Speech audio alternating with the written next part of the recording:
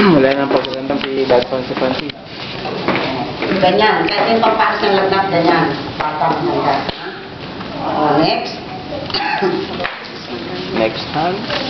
Ganun ulit. Ha? Para hindi mapatira ng ugat, damihan nyo ng langis. Ayaw, papahilid ka ulit. Oo, para mawala. Init, oh. Basta high blood, ganyan. Oo.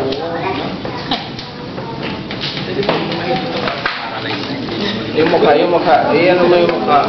Kanina maputla yan, mapula yan eh. Ngayon putla na eh. Relax. Yung pag sinabi relax, pag binitaw ko, babagsak ang kamay. Yun. Yun. Pakipala sa kamay mo, hindi ko pipilayan yan. Ang wala na laglag.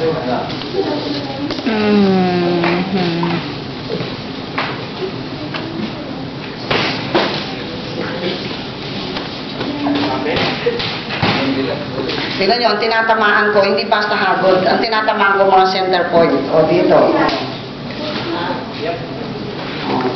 Pag iikot niya, hindi basta ano lang yan, hindi basta nag-iikot. O.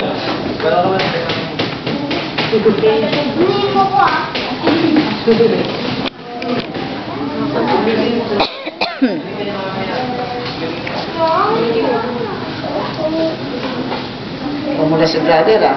Namula nga siya. Parang yun. Nilagnat eh. Kasi nag-work yung ano niya. High blood kasi siya, kaya talagang mag-iinit yan. Pero kung di siya high blood, hindi siya kanyang kainit. Okay mo lang lang. Okay ako. Kumari nga lang, sasabihin niya, huwag mo nang tapusin si sister. Diba, brother? Siya pa. Oo. Ito, final ko yan. Oo. Tingnan nyo, ha? Walang tinatamaan mo ko yan. Oo. Final. Ayun.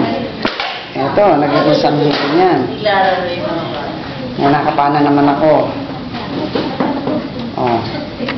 Wala na. Magaling na to. Bukas. Oh, bukas, mamaya, tanong mo, bukas kung ano yung naging pakiramdam mo pag tulog mo. Hindi ka na magigising bukas. Magaling ka na eh.